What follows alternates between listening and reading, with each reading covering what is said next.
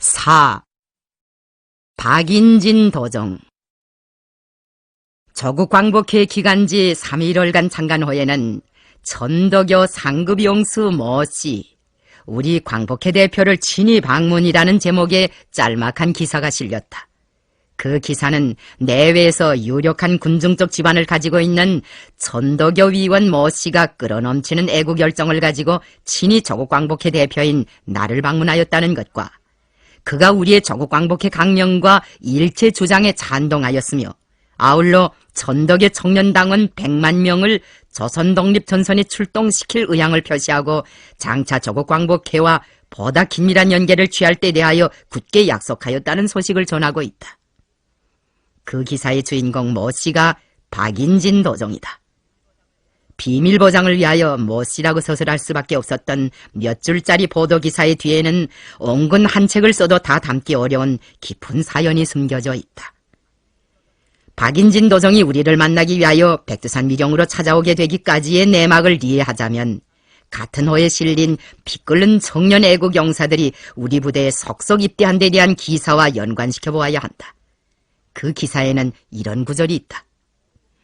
조국 서북부 각지의 피 끓는 청년 애국 용사들은 때를 지어 매일 7, 8명씩 압록강 두만강을 건너 김 사장 부대에 가입하고 있다. 이들은 조선 국내의 질세와 도로 및 각지의 정령을 잘 알기 때문에 무장대 전이로서 국내 출입의 선두에 설 것을 지원하였다. 우리가 국경지대에 나와서 2번째였던지 3번째였던지 신창동 마을에 갔을 때였다. 그 마을 청년 몇이 우리를 찾아와서 참군을 청원하였다. 국경지대에 입대 지망자들인 것만큼 신체 조건에 이상이 없으면 다 받아주도록 하라고 일렀더니 리동학은 다른 청년들은 다 합격시킬 수 있음직한데 풍산 출신의 천도쟁이만은 고려해야 할 것 같다 하면서 통일전선도 분수가 있지 천도교를 믿는 종교쟁이야 어떻게 함부로 혁명군에 입대시킬 수 있겠는가고 머리를 흔드는 것이었다. 나는 리동학을 시켜 마을 사람들이 천도쟁이라고 부른다는 그 청년을 사령부로 데려오게 하였다.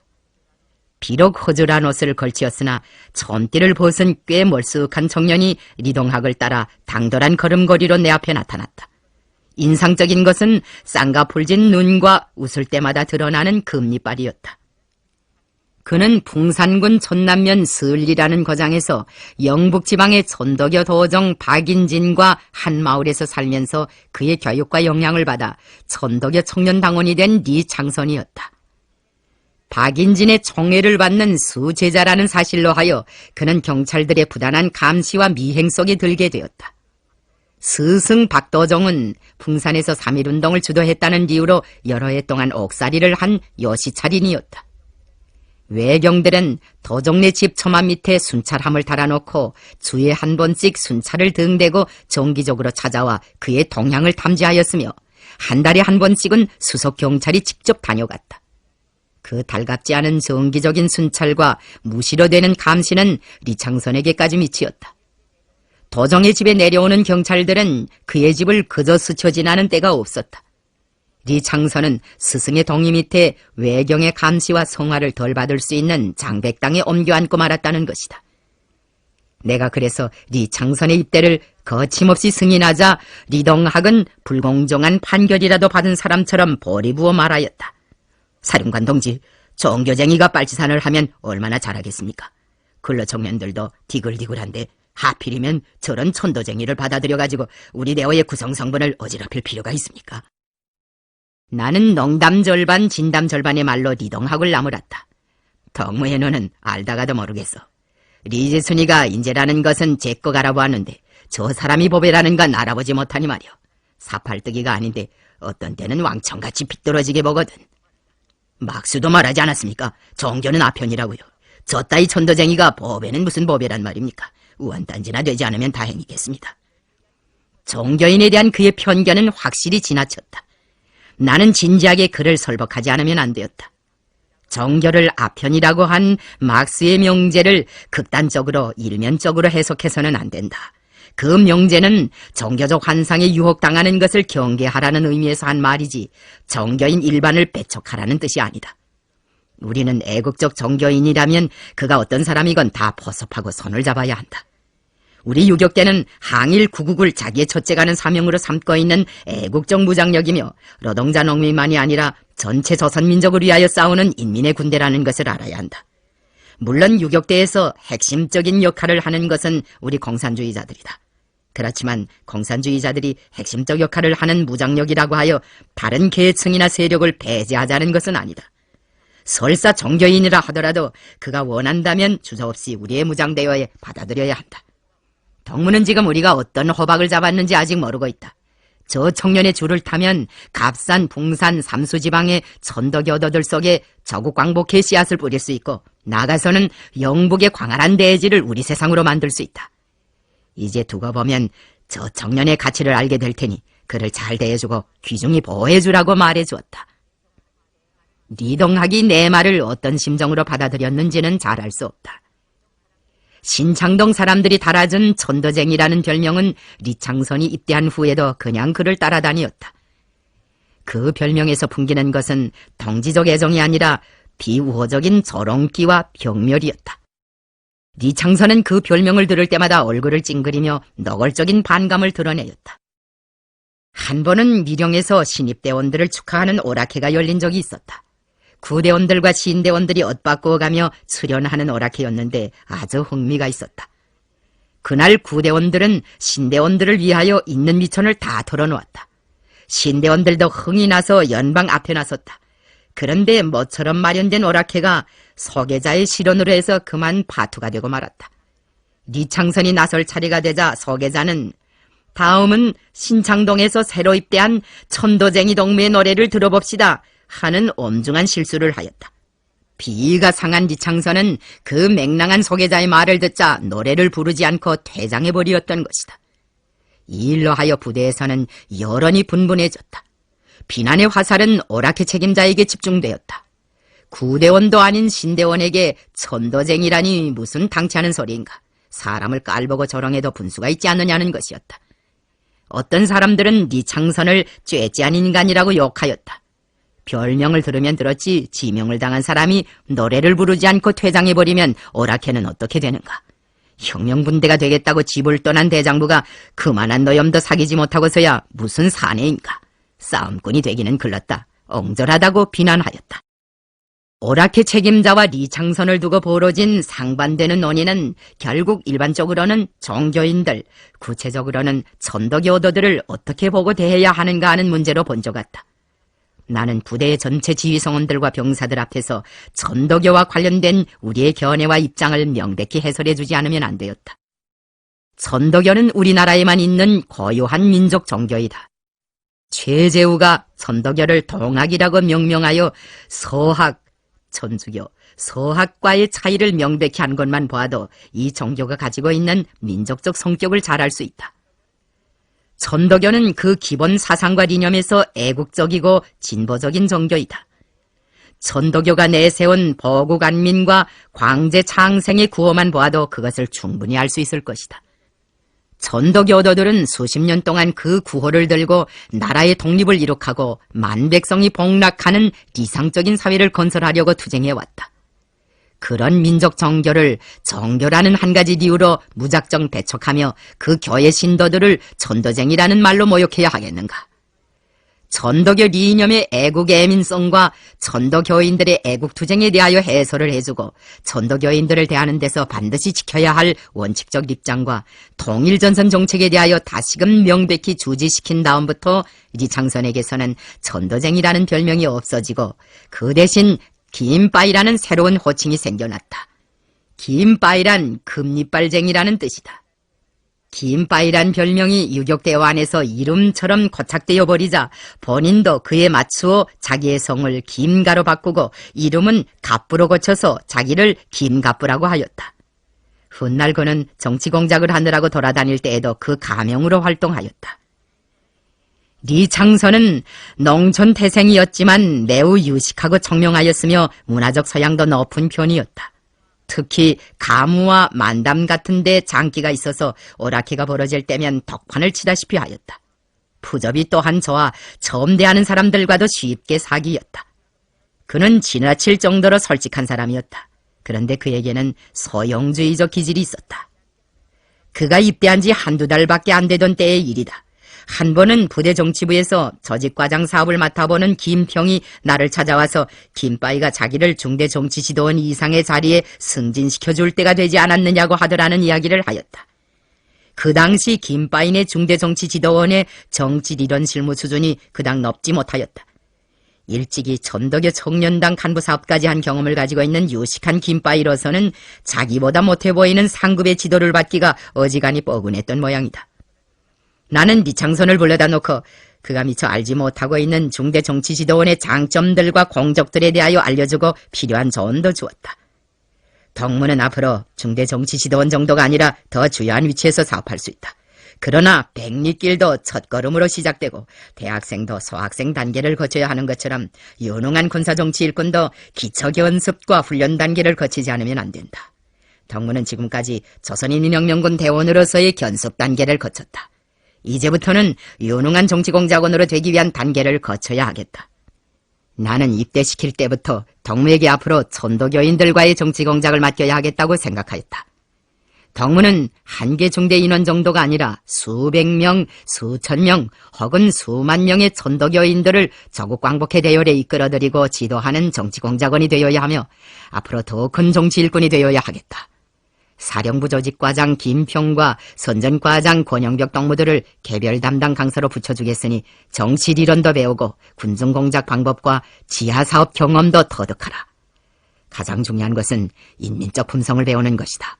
겸손성은 가장 훌륭한 미덕으로 된다는 것을 명심하고 혁명 선배들만이 아니라 동년배들과 후배들도 모두 스승으로 간주하고 일생 동안 배우는 학생의 입장에 서게 되면 모든 사람이 덕무를 존경하고 따르게 될 것이라고 이야기해 주었다. 얼마 후 우리는 그를 전투중대에서 소환하여 사령부 정치부에 옮겨놓았다.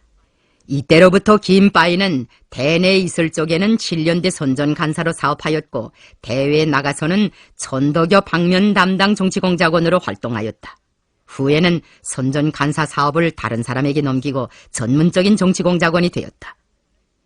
리창선은 박인진을 비롯한 북선지구의 수많은 천도교인들을 조국광복회 조직망에 흡수하는 데서 커다란 공로를 세웠다. 우리는 그를 통하여 박인진과 천도교 내부 형편에 대한 사전 여회를 하였고 또 천도교도들과의 접촉도 하였다. 박인진은 천도교단에서 상당한 지위에 있는 인물이었다. 도호를 무남으로 쓰고 있는 박인진은 1909년에 입도한 후 천도교의 여러 급의 교직을 맡아보다가 1932년에 지원포의 도정으로 되었다. 그 당시 천도교는 전국적으로 29개의 포를 설치하였는데 주로 풍산, 삼수, 갑산, 장백 등지를 포괄하였던 지원포는 전국의 천도교포들 중에서 가장 큰 포조직의 하나였다고 한다. 박인진은 일명 영북도종이라고도 불리웠다. 박인진의 아버지는 전봉준 휘하의 남접군에서 갑오농민전쟁의 승리를 위해 적극적으로 싸운 동학당의 한송원이었다. 농민전쟁이 실패로 끝난 다음 수십만을 헤아리는 그 전쟁의 관련자들에 대한 대학살이 시작되자 그는 고향을 하직하고 머나먼 전라도에서 영북당으로 피신하였다. 박인진은 부친이 옛말처럼 들려주곤 하던 천도교조들과 부친의 저항적인 생애에서 자기의 인생 행로를 찾았다. 3.1인민봉기는 그의 의지와 신념을 검열한 최대의 시련이었다. 그는 풍산에서 만세 시위를 조직하고 시위 대열의 맨 앞장에서 천여 명의 군종을 이끌고 관청에 돌입하다가 몸에 적탄을 받고 중상을 당하였다. 박인진은 3년 동안 함흥과 서대문 형무소에서 옥중고초를 겪었다. 하지만 그 가혹한 옥고도 그의 심장 속 깊이 뿌리 박혀있는 신앙심과 저항 의지를 말살해버리지는 못하였다. 추록 후 박인진은 독립군들과 손을 잡고 3, 4년 동안 여러 지방을 떠돌아다니며 그들을 후원하는 사업에 몸을 깊숙이 잠그었다. 그러나 독립군이 별로 맥을 추지 못하고 타국당으로 쫓겨가게 되자 한숨과 눈물 속에 그들을 바래주고 외놈들의 꼴을 덜 보면서 살 수 있는 고장을 찾던 끝에 풍산군 천남면의 깊은 산골로 솔가 이주하여 전교실도 꾸려놓고 야학방도 차려놓았다. 그리고 리창선을 비롯한 마을 사람들에게 천덕여 겨울이도 선전하고 애국정신도 주입하였다. 하지만 그 산골도 완전한 피신처로는 되지 못하였다. 주말과 월말마다 어김없이 진행되는 불청객들의 정기적인 가택 방문은 그러하여금 풍산 땅을 뜨지 않을 수 없게 하였다. 박인진은 장백현 신거리로 이주하였다. 리창선은 인간 박인진을 파악하는 데 참고로 될 수 있는 흥미있는 일화도 한 가지 들려주었다. 박인진이 29살의 노총각으로 이웃 동네에 선보러 갔을 때의 일이었다. 양측에서 맞선을 보고 난 다음 중매꾼 노파는 총각의 의향을 물었다. 박인진은 반대가 없다고 대꾸하였다. 그런데 장인될 영감은 건방대만 뻐금뻐금 빨면서 아무런 의사표시도 하지 않았다. 임자 나이가 24살이 얽히는 어른가? 영감이 한참 만에 싸움이라도 걸 듯 퉁명스럽게 내던진 말이었다. 평생 거짓말이라는 것을 해본 적이 없는 거짓식한 박인진은 중매꾼이 자기의 나이를 5살이나 줄여서 24살이라고 손통한 줄도 모르고 사실대로 29살이라고 대답하였다. 중매꾼 노파의 입에서는 비명소리가 튀어나왔다. 총각의 나이 20살만 넘어도 병신이나 시라손이라는 의심을 받던 저혼의 시대이니 29살이라는 대답을 듣고 장인될 영감이 오만상을 찌푸릴 만도 하였다. 박인진은 집이 너무 가난했던 탓에 장가를 제때 가지 못하고 노총각이 되었다. 처녀의 아버지는 박인진에게 폭탄 같은 선언을 하였다. 30살이 다 된 노총각한테는 딸을 줄 의향이 없다는 것이었다. 박인진은 눈앞이 아찔해졌으나 용기를 가다듬고 열띤 목소리로 내게 코가 없는가 눈이 없는가 도대체 주인장이 나를 타발하는 까닭이 뭔지 어디 좀 들어보자고 따지고 들었다. 상대방은 몹시 난처해하며 별다른 이유는 없고 다 좋은데 임자 나이가 너무 많은 것이 흠이다. 우리 딸애보다 11살이나 이상인데 그걸 무시하고 내가 혼약을 허락하면 귀한 딸 자식을 길러 늙은 호라비한테 주었다는 망측한 소문이 날 것 같아서 그런다고 하였다. 박인진은 그런 대답을 듣고도 물러서지 않았다. 이유가 그것뿐이라면 나는 기어코 이 집 딸에게 장가를 들어야겠다. 나이는 마늘망정 여자 손목 한 번 쥐어본 적 없는 수총각인데 어떻게 호라비 대접을 받는단 말인가. 혼약을 받아내기 전에는 절대로 물러가지 않겠다. 정 허락치 않으면 딸을 자루 속에 헐쳐 넣어 밀고라도 갈 테니 그리 알고 어서 시원한 대답을 달라고 강짜를 쏟다. 그때 처녀의 오빠가 빙그레 웃으며 우리 여동생에게 정 장가들 생각이 있으면 돈을 1,000원만 내라고 넌지시 귀띔하였다. 돈 1,000원이면 20마리 이상의 속값과 맞먹는 막대한 금액이었다. 송아지 한 마리도 없는 박인진으로서는 상상도 할 수 없는 거금이었다. 하지만 박인진은 시치미를 떼고 딸만 주면 돈을 내겠다고 장담하였다. 노총각의 얼굴을 관상쟁이처럼 유심히 살펴보던 주인장은 마침내 약혼을 허락하였다. 박인진은 노총각의 신세를 면하고 그 집 사위가 되었다. 물론 1,000원 돈은 문제로도 되지 않았다. 돈소리는 신랑감의 속대가 어떤지를 중 떠보기 위한 하나의 시험거리에 불과했던 것이다. 확실히 박인진 도정은 줏대가 있고 자존심이 세고 결폐스럽고 투지가 강한 사람이라고 짐작되었다. 김바이와의 담화를 통하여 우리가 파악하게 된 박인진의 인간상에는 사람들의 감동을 자아내는 그 무엇이 있었다. 리창선을 천덕여 방면 담당 정치공작원으로 파견하기 위한 준비가 갖춰진 다음 나는 그에게 우리와 천덕여인들은 다같이 나라와 민족을 사랑하는 조선 사람들이며 처계와 보국안민을 최우선적인 목표로 삼고 투쟁해온 빈천 민중에 보드린 것만큼 서로 손을 잡고 합세하여 단합된 힘으로 일제와 맞서 싸워야 한다는 것과 가까운 장래에 양측의 대표들이 한자리에 모여 앉아 진지하게 협상했으면 하는 희망을 표시한다는 것을 특별히 강조하여 박인진에게로 떠나보냈다. 김바이는 사흘 후 밀영에 돌아왔다. 박인진은 합세하여 반일전을 전개하자는 우리의 제의에 동감을 표시하면서 협상을 위하여 자기들에게 대표를 파견해 줄 것을 요청하였다. 나는 박도정과의 협상마당에 나갈 준비를 하였다. 그런데 몇 가지 피치 못할 사정이 나로 하여금 밀영을 떠날 수 없게 하였다. 그때로 말하면 미나미와 우에다 사이에 더문회담이 있은 직후였다. 적들의 동기 대토벌 작전의 개시로 하여 인민혁명군 앞에는 험악한 난국이 조성되었다. 터벌공세와 때를 같이 하여 수많은 밀정들이 우리를 해치기 위해 혈안이 되어 돌아쳤다. 전우들은 새로 창설된 미령의 운명을 위해서나 나의 신변 안전을 위해서나 사령관이 직접 협상마당에 나가는 것은 삼가해야 한다고 하면서 나의 출발을 한사코 막아 나섰다.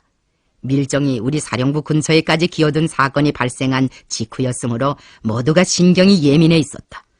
그래서 나는 결국 김평과 리창선을 박인진과의 협상에 파견하지 않으면 안 되었다. 김평은 어릴 적부터 못해본 일이라고는 없는 사람이었으며 무슨 일이건 손쉽게 해제낄 줄 아는 능란한 실무 일꾼이었다. 그는 한문에 밝은 사람이었다. 어렸을 때 6년간이나 소당에서 한문 공부를 한 덕이었을 것이다. 커서는 학교에서 정규교육을 받았고 인민혁명군에 입대한 후에는 유격대 지휘관들을 양성하는 수용학교에서 군정교육도 받았다. 김평은 교원 경력도 가지고 있었다. 리창선과 함께 김평이 천도교인들과의 협상 대표로 물망에 오르게 된 것은 그의 천도교 방면에 대한 지식과 정치사업 경험이 많이 고려된 덕이라고 볼 수 있다. 박인진과 우리 대표들 사이의 면담은 장백현 17도구 왕가동에 있는 천도교 장백종리원 원장 리전화의 집 안방에서 진행되었다. 김평은 먼저 상대 측에 우리의 서명 날인이 있는 대표 신임장을 보여주고 박인진에게 저국광복회 10대 강령과 저국광복회 창립 선언을 전한 다음 천도교 세력과의 제휴 문제를 놓고 진지한 협의를 시작하였다. 박인진은 일제를 몰아낸 후에 우리가 어떠한 정권을 세우려고 하는가에 대하여 커다란 관심을 가지고 있었다. 그는 구한국 정권과 같은 왕권 복귀도 반대하였고 러시아 땅에 수립된 소비에트식 정권도 반대하였으며 망명정부라는 평판을 받고 있던 대한민국 임시정부를 합법화하는 형식의 정권을 만드는 것도 반대하였다. 김평이 저국광복회 10대 강령 제1절을 넣고 전체 조선인민의 정의에 의하여 민주주의적 방법으로 선고된 인민의 대표들의 대의제에 기초한 인민의 정권을 수립하려 한다는 것을 구체적으로 설명해주자 박인진은 10대 강령의 명기한 대로 민중정권을 세운다면 절대적으로 찬성할 수 있는데 정작 나라가 광복되고 정권을 세워야 할 때가 되면 약속을 어기고 소련식의 공산정권을 세우지 않겠느냐는 우려와 의심을 기탄없이 털어놓았다. 그 당시 소련에서는 반당분자들과 적대분자들에 대한 숙청사업이 진행되고 있었는데 그것이 이웃나라들의 민심에 부정적인 영향을 미치고 있었다.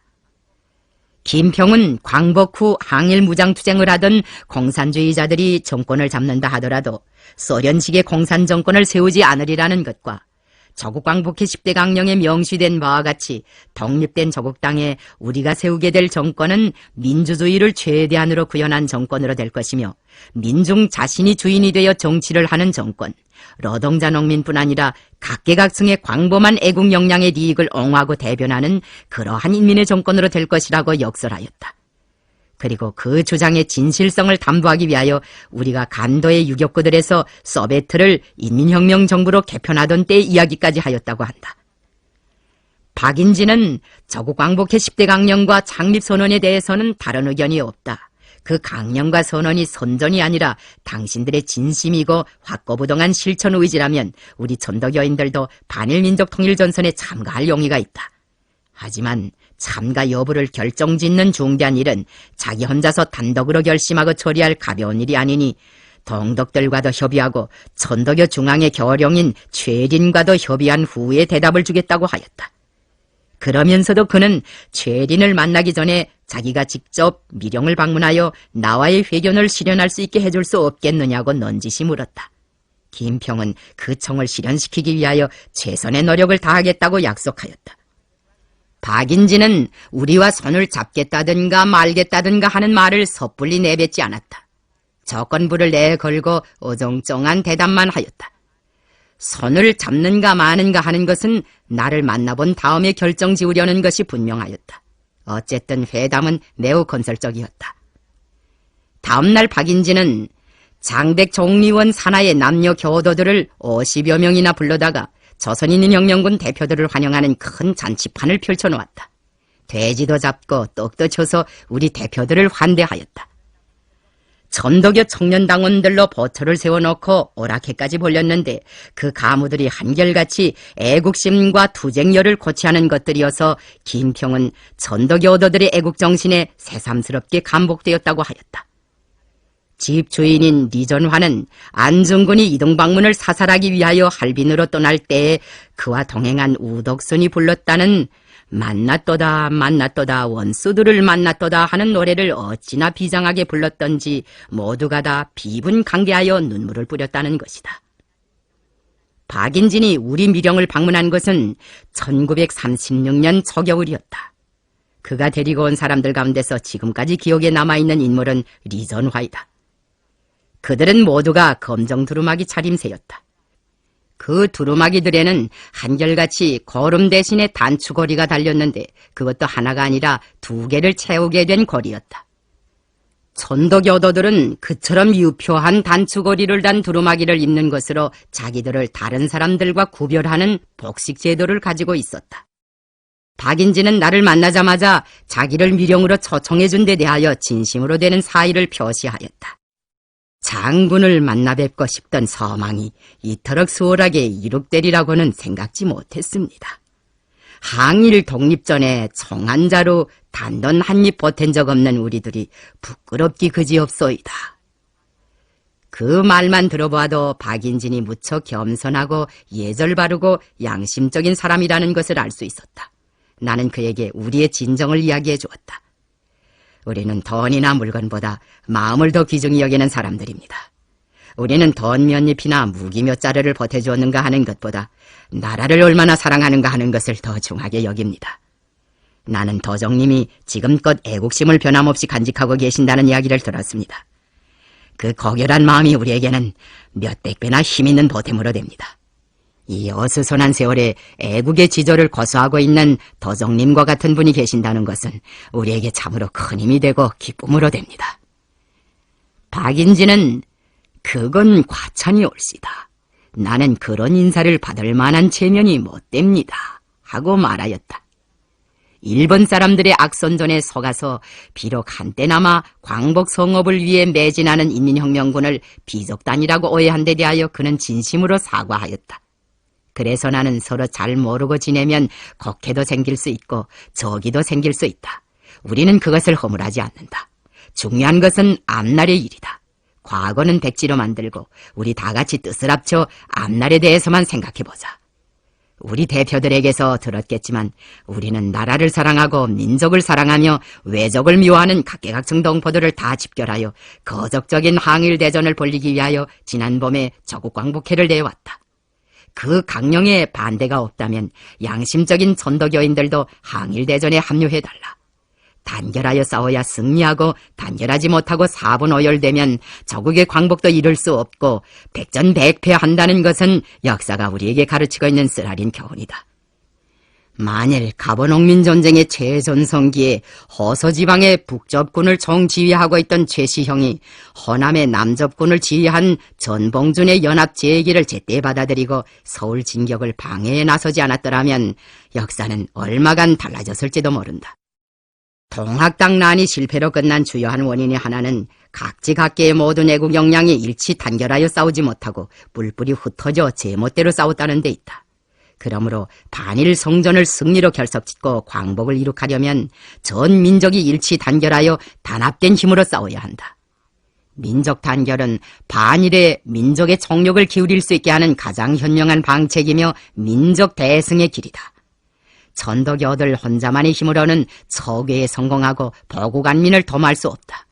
우리 조선인민혁명군도 혼자의 힘만으로는 조선 독립을 이룩할 수 없다. 다른 반일 애국 역량도 다 묶어 세워야만 승산을 내다보게 된다. 그러므로 우리 서로가 민족 대단결을 꼬는 단심줄이 되어 조국광복회 두리에 뭉치자고 하였다. 박인진은 조국광복회 창립 선언과 강령도 나무랄 데 없이 훌륭하고 장군의 의견도 1000만 번 지당하니만큼 반드시 전덕여 중앙의 최린을 설득시켜 전국의 300만 교도들이 단꺼번에 모두 조국광복회에 가입하도록 해볼 생각이라고 말하였다. 민주주의 중앙집권제 원칙이 엄하게 준수되고 있는 전도교단에서는 중앙에 절대적인 재결권이 부여되고 있는 모양이었다. 그러나 현실적으로는 그렇게 될 수 있는 가능성이 매우 희박하였다. 천덕여 중앙의 상층이 부패, 타락, 변질되어 가고 있었기 때문이었다. 나는 자기의 견해를 박인진에게 솔직하게 털어놓았다. 그렇게 된다면 더없이 좋은 일이다. 그러나 죄린에게는 큰 기대를 걸지 않는 것이 좋겠다. 그의 최근 동향이나 써내는 글들을 보면 천덕여 역대 교조들과는 반판 다른 길을 걷고 있는 것 같다. 그는 통학이념도 배반하고 민족도 배반하고 원수들의 권력 신여로 전락되어 가고 있다고 하였다.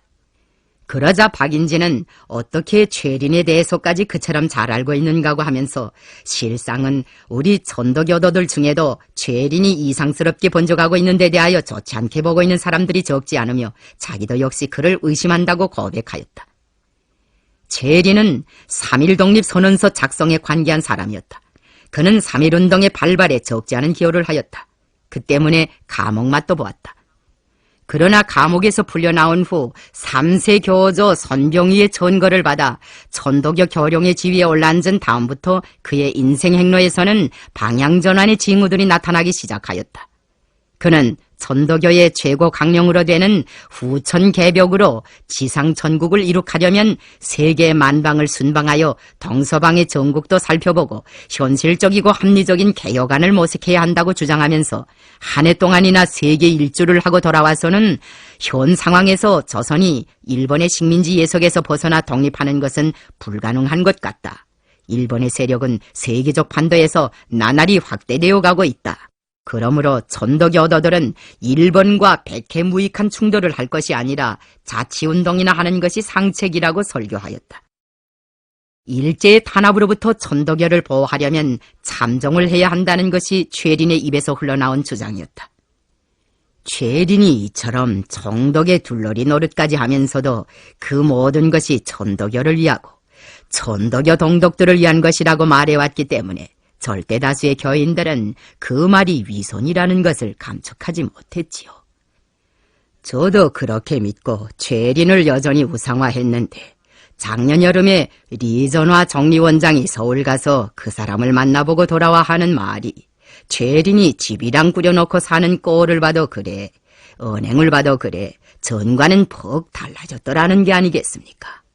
하지만 제 눈으로 확인해보지 않은 이상 아직까지는 그를 변절자로 낙인하고 싶지는 않습니다.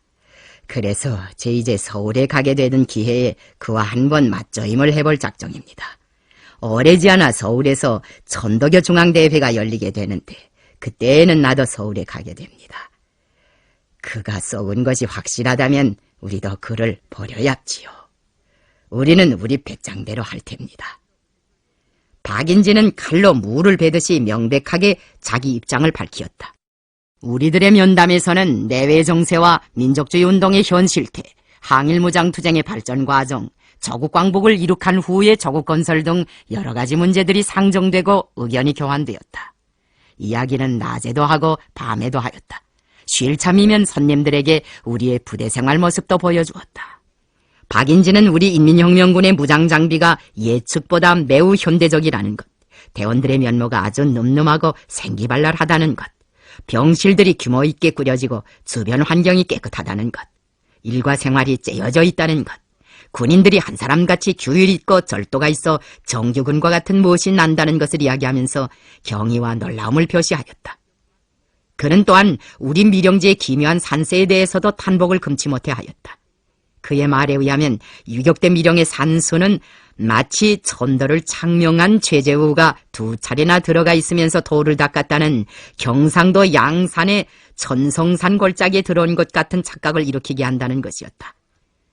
천성산 내원함에는 유명한 화왕계의 저자 설청의 아버지 원효대사가 당나라 중 천여 명에게 불타의 만가지 선행을 찬양한 화엄경을 가르쳐 모두 성인이 되게 하였다는 고사가 깃들어 있는데 동학 시전은 유서 깊은 그곳에서 돌을 닦고 동학을 창시하였다는 것이다. 박인진은 우리가 백두산 정림 속에서 조국해방을 위한 돌을 닦으며 화엄경이나 동경대전보다 더 사활적인 민족 재생의 대경륜인 조국광복회 10대 강령까지 마련해놓고 수많은 젊은이들을 군사로 키우는 모습만 보아도 기운이 부쩍부쩍 난다고 하였다. 그가 우리 미령에 들어와서 가장 큰 자극을 받은 것은 내가 그에게 정수봉전의 기회를 마련해준 순간이었다. 천도교에는 주문, 정수, 시일, 성미, 기도 등 교인들이 반드시 준수해야 하는 오관공덕이라는 것이 있다. 넛그릇에 정수를 떠서 모시는 것을 정수봉전이라고 하는데 이것은 천도교 세계에서 단 하루도 어길 수 없는 법도로 되고 있다. 정수는 천지의 근본을 상징하며 거기에는 천지의 은덕을 잊지 않으려는 교인들의 맹세가 담겨져 있다.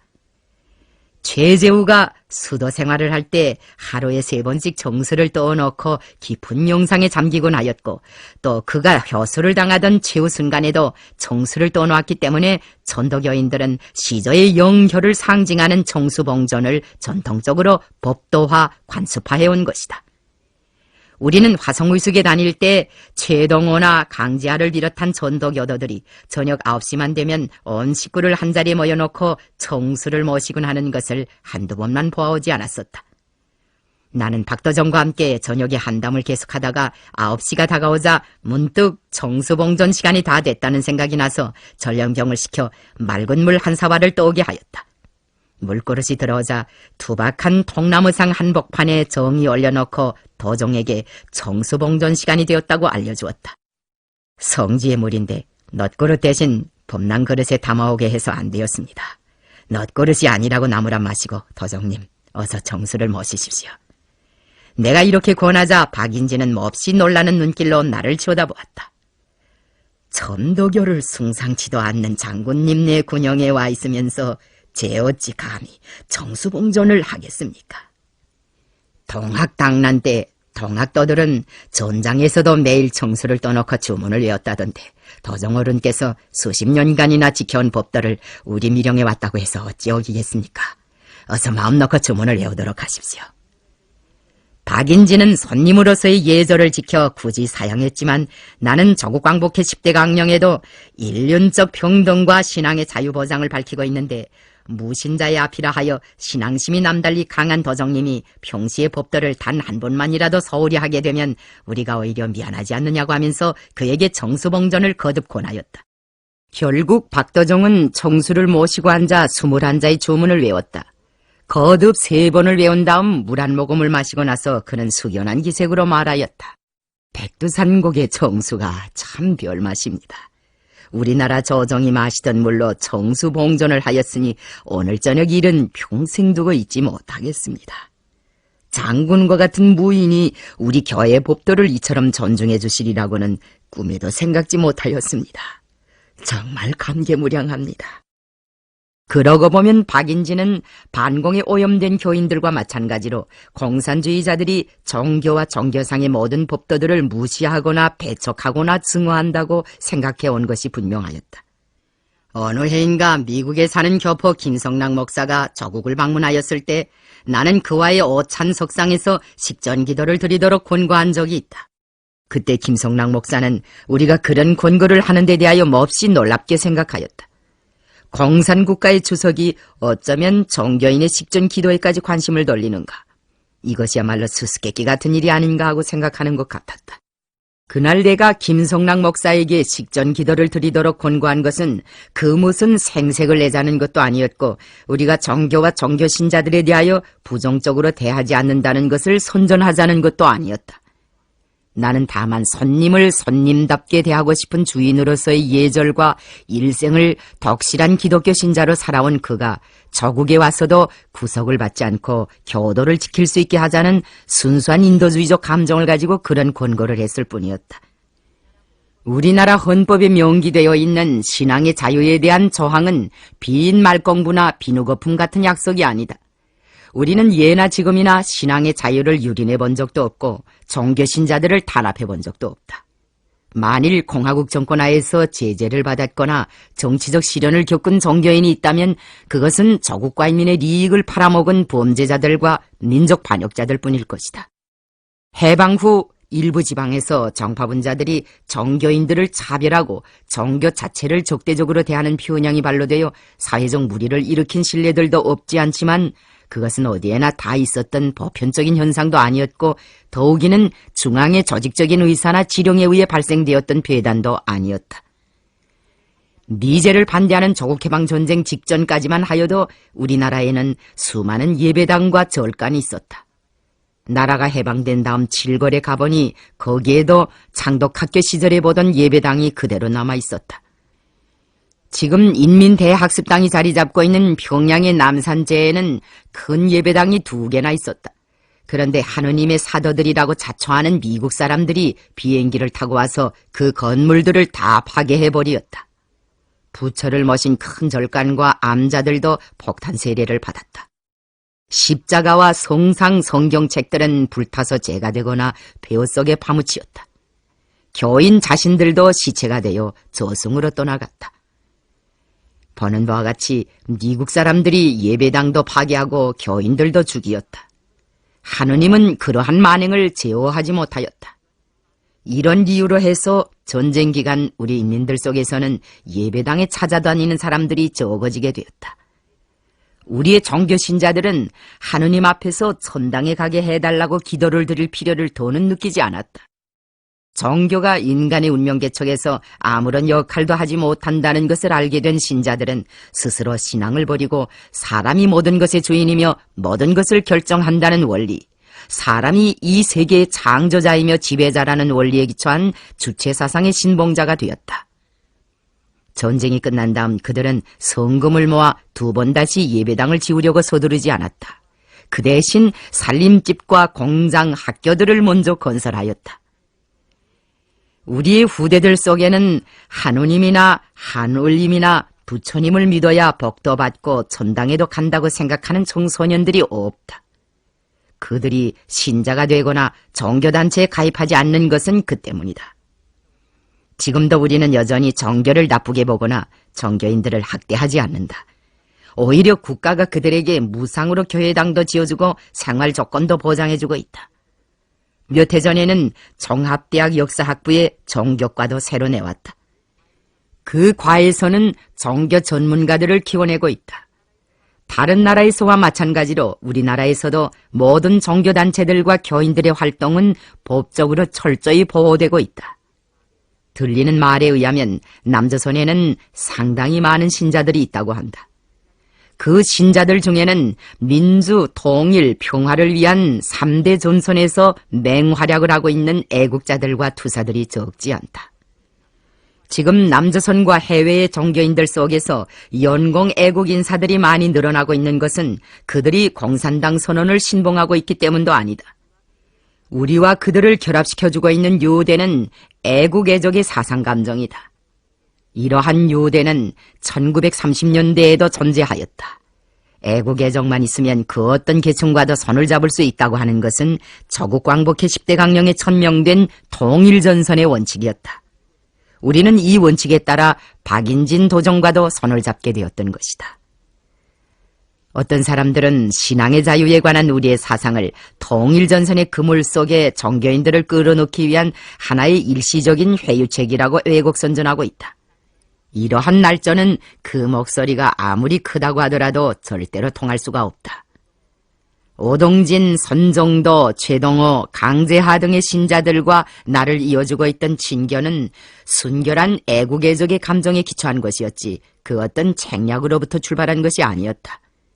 나는 그들을 막스의 신봉자로 만들려고 시도해본 적도 없으며 공산당의 둘러리로 내세우려고 생각한 적도 없었다. 다만 진정으로 그들의 신앙심을 존중했고 그들의 인격과 인권을 존중하여 주었을 뿐이다. 박인진 도정이 정수를 모신 뒤 우리에 대한 인식을 달리하게 된다고 솔직하게 고백한 것도 우연은 아니었다. 그날 박도정은 정수봉전을 치르고 나서 나에게 불쑥 물었다. 제가 꼭 여쭈어 알고 싶은 일이 한 가지 있습니다. 우리가 한울림을 숭상하듯이 장군도 숭상하는 대상이 있습니까? 있다면 그것은 무엇입니까? 나는 도정의 그 질문을 우리에 대한 믿음의 표시로 받아들이고 진지하게 대답하였다. 물론 나에게도 신처럼 숭상하는 대상이 있다. 그것은 바로 인민이다. 나는 인민을 하늘처럼 여겨왔고 인민을 하느님처럼 섬겨오고 있다. 나의 하느님은 다름 아닌 인민이다. 세상에 인민대중처럼 전지전능하고 위력한 힘을 가진 존재는 없다. 그래서 나는 이민 위천을 평생의 좌우명으로 삼고 있다. 박인지는 그 대답을 듣고 내가 백두산에 온 보람이 있다. 좀 때늦긴 하지만 진짜 하늘님이 무엇이며 어디에 있는가를 이제야 알게 되었다고 의미심장하게 말하였다. 그리고 전도교 시조 최재우의 인내천 사상이 우리의 생각과 상통한 데가 있다면서 대단히 흡족해하였다. 박인진 도정과 그 일행은 사흘 동안 머물러 있으면서 출판소와 재봉소도 돌아보았고 실탄 사격도 참관하였으며 유격대원들의 연애 공연도 관람하였다. 나는 50년 세월을 살아오면서 알지 못했고 보지 못했던 것을 여기 와서 처음 알고 처음 봤습니다. 참으로 신기한 일입니다. 솔직히 말해서 나는 이 미령에 완전히 매혹됐습니다. 이제는 내가 해야 할 바도 똑똑히 알았고 결심도 섰습니다. 내 이제 최린을 찾아가서 모든 전도교도들을 저국 광복회에 끌어들이는 거사를 치르겠습니다. 그 거사를 성사시키지 못하면 내 산하에 있는 영북의 8개 정리원에 속한 천도교인들만이라도 전부 끌어들이겠습니다. 그리고 전국의 피 끓는 천도교 청년당원 100만 명도 모두 총을 메고 장군의 수하병정이 되도록 모든 노력을 다하겠습니다. 내 말을 믿어주십시오. 이것은 미령을 떠날 때의 박인진의 말이었다. 미령을 방문하고 돌아간 박인진은 천도교인들을 조국광복회 조직에 인입하기 위한 사업을 정력적으로 밀고 나갔다. 그는 장백의 천도교도들을 조국광복 전선에 묶어 세우는 한편 1937년 8월에는 직접 삼수종리원에 가서 그것 종리원장 조완협, 장백 종리원장 리전화 등과 협의하여 우리와의 통일전선 문제를 적극적으로 추진시켰다. 김빠이가 그를 적극 방조하였다. 박인진은 장차 자기 사업을 보조할 수 있는 장선이 같은 인재를 키워달라고 하면서 7, 8명의 청년들을 이미 우리에게 파견하였던 것이다.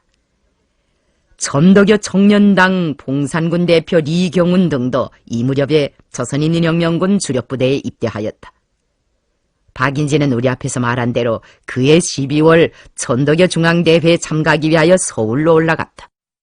최린이 밀고하거나 테러 행위를 조직하게 되면 박인진의 신변에 상스럽지 못한 일이 생길 수도 있었다. 그가 하려는 담판도 도와주고 그의 신변도 보호하기 위하여 나는 리창선에게 나의 전령병 김봉석을 붙여주어 박도종을 서울까지 무사히 호위해가게 하였다. 박인진은 서울에 올라가자마자 최린이 그 사이 명륜정에 있는 양옥 자택을 더 화롭게 꾸려놓았다는 것과 그가 독립을 위한 자치를 실현하자면 일본과 화해를 해야 한다고 하면서 많은 천도교 자금을 총독부의 국방헌금으로 갖다 바쳤다는 것 등 기막힌 소식을 들었으나 의본을 가까스로 누르며 그를 인내성 있게 설복해 보았다.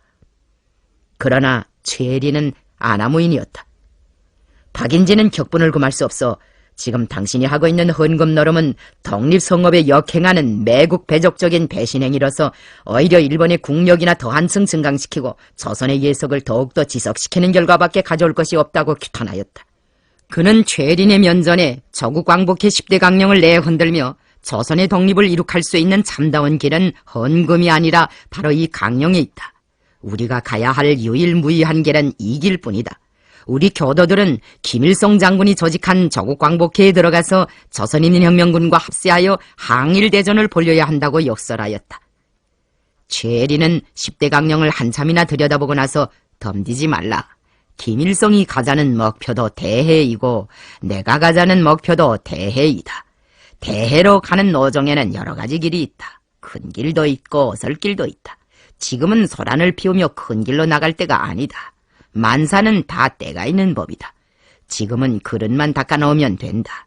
물은 언제든지 담을 수 있다고 박인진을 서류하였다. 경로한 박인진은 최린과 한바탕 싸우고 그의 집에서 나와버렸다. 최린과의 결별을 단행한 박도종은 인차 풍산군안의 천도교인들을 망라하는 조국광복회 풍산지회를 결성하였고 뒤이어 갑산, 삼수, 해산, 장백지대에서도 천도교 핵심 성운들로 조국광복회 지회들을 내왔다. 그 지회들은 자기 주위에 많은 천도교인들과 농민들을 결속하였다. 박인진의 영향하에 있는 조국 광복회 조직들은 우리 미령에 많은 원어물자들을 보내주었다.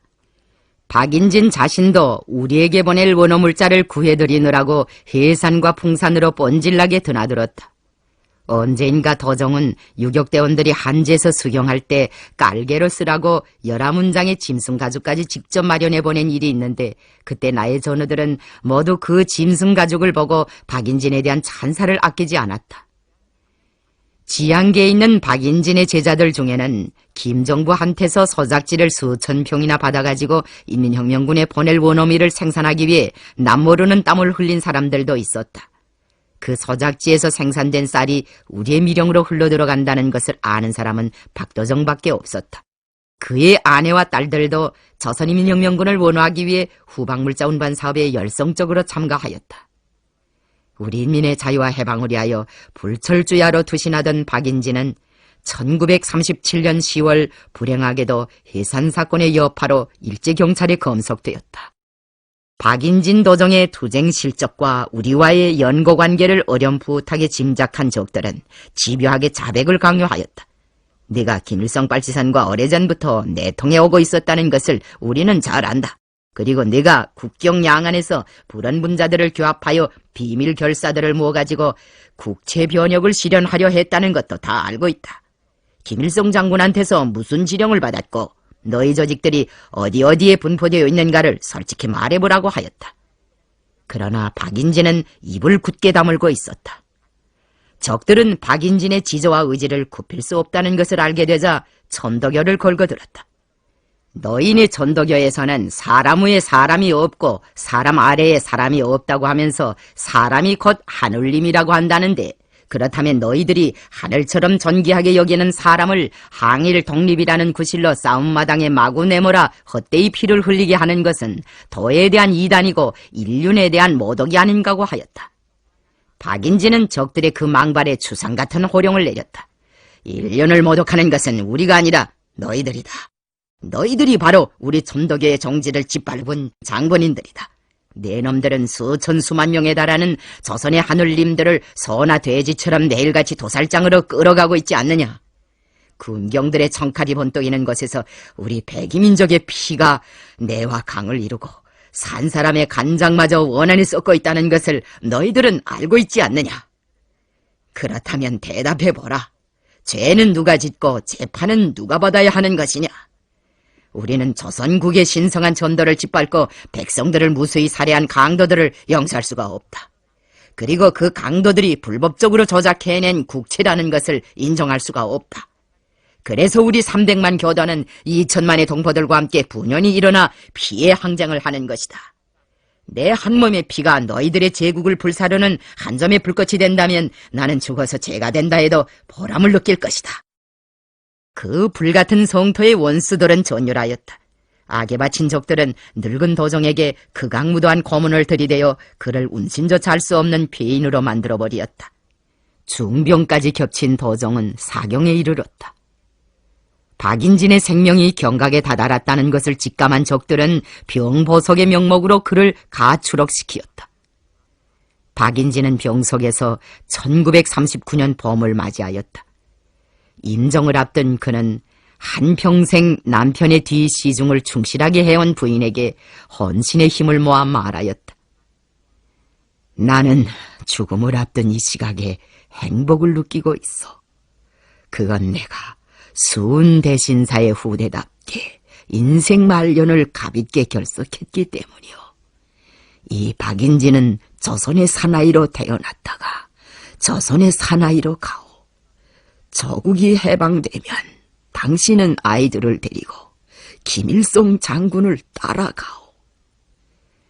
박인진이 운명 직전에 이르렀다는 연락을 받고 그의 청해를 받던 한 제자가 침상 곁으로 달려왔다. 도정은 그를 보자 평소에 자기가 즐겨 부르던 던돌라리를 불러달라고 하였다. 던돌라리라는 제명은 덩틀라리 오리라는 말이 주어지면서 붙은 것이라고 한다. 일제 침략자들을 구축하고 다시금 평화롭게 살 날이 덩터올 것이라는 신념이 구가된 노래였다. 후치령을 사이에 두고 북천과 닿아 있는 풍산 땅에는 1930년대 초부터 돈돌라리 노래와 춤이 민간에 널리 퍼지게 되었는데, 박인진의 주도하에 저국 광복회 하부 조직이 유격대 원어 사업을 활발하게 전개하게 된 때로부터 풍산지구 지하 조직들에서는 돈돌라리 가물을 원어 사업을 위한 공동 노력을 조직할 때마다 적들의 눈속임을 위한 방편으로 자주 이용하였다고 한다. 충실한 제자는 스승의 부탁대로 돈돌라리를 부르기 시작했으나 먹이 막혀 더 부르지 못하고 오열을 터뜨리었다. 박인진은 선생님 하면서 끝없이 흐느끼는 제자의 손목을 잡아쥐고 조용히 말하였다. 김 장군이 건재하고 혁명군이 백두산에 건재하는 한 우리 백이동포들은 반드시 동틀날을 맞이하게 될 거네. 자네들은 이제 백화가 만발하는 한울림의 나라에서 살게 될 걸세. 내 눈에는 그날이 환히 보이네. 보이고 말고. 연공구국의 길에서 거대한 공적을 세운 박인진 도정은 항일혁명이 나온 애국지사의 한 사람이다.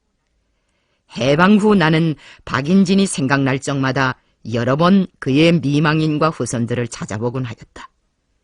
1992년 여름에 항일혁명 투사 유가족들과 만날 때에도 미망인이 90이 넘도록 건재하다는 이야기를 듣고 잘 걷지 못하면 어워서라도 모셔오라고 일렀다. 도정의 늙은 미망인은 차에서 내리는 길로 누구의 등에도 업히지 않고 제 발로 걸어서 내 앞으로 달려왔다. 그는 다른 유가족들처럼 나를 장군님이라든가 수령님이라는 말로 부르지 않고 한울님이라고 불렀다. 내가 그렇게 부르면 안 된다고 해도 그는 내 말을 받아들이지 않았다. 저는 꿈에서도 한울님을 보았습니다. 박인진의 부인만이 입에 올릴 수 있는 그 호칭과 솔직한 고백에 나는 도정과 만나던 옛 추억이 되살아나 눈곱이 뜨거웠다. 박인진을 각방으로 적극 도와주던 천덕여 청년당원이었으며 조선인민혁명군 정치공작원이었던 리창선은 엄혹한 백두산 추위가 가져다준 동상 때문에 아까운 목숨을 잃었다. 그가 동사한 것이 아마 1938년 겨울이었던 것 같다. 최근의 관계부문 일꾼들은 김바이의 사천 처남의 사진첩에서 잠옷 놀라운 사진 한 장을 찾아내었다. 리창선이 천덕여 청년당원으로 활동하던 시절에 결의 형제들과 함께 찍은 사진인데 그 중에 한 사람이 신념과 의지의 화신인 리인모라는 것이다. 그는 박도정의 많은 제자들 중 한 사람이었던 것 같다. 그러고 보면 박인진은 희세의 애국자들을 키운 은사이기도 하다.